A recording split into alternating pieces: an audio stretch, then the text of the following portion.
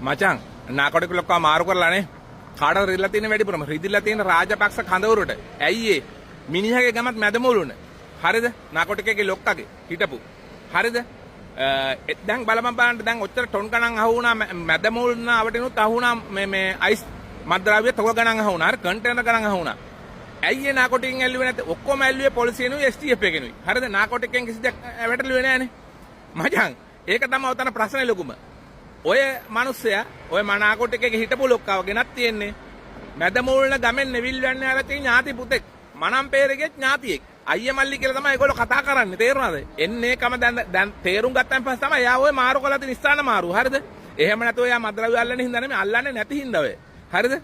ඒ වගේම තමයි මේ මාසේ අන්තිමේට මං හිතන්නේ තියෙනවා ඉවත් වෙන ශ්‍රී ලංකා කියලා වැඩසටහන ජනාධිපතිතුමාගේ මූලිකත්වයෙන්.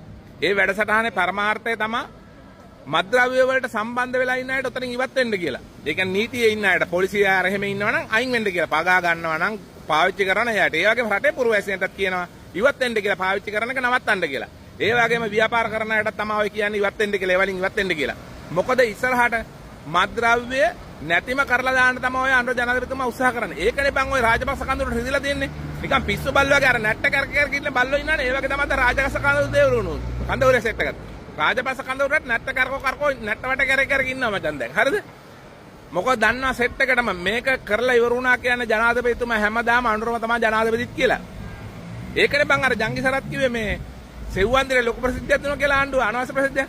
නෑ. මොකද මේ ආණ්ඩුවේ මේ පොලිසිය ඇමති ගියේ නෑනේ ජංගි අරගෙන සෙව්වන්දිරේ නේ ඔයාලා වගේ.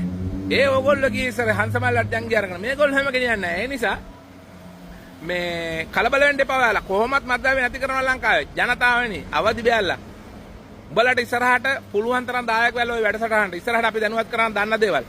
අර කවුද නාකොටිකගේ ලොක්කගේ ඉතුරු ටික බලා ගන්න ඕන නම් IOTPP channel එක බලපල්ලා. අද දවසේ වීඩියෝ එක යන්නේ එක තියෙනවා.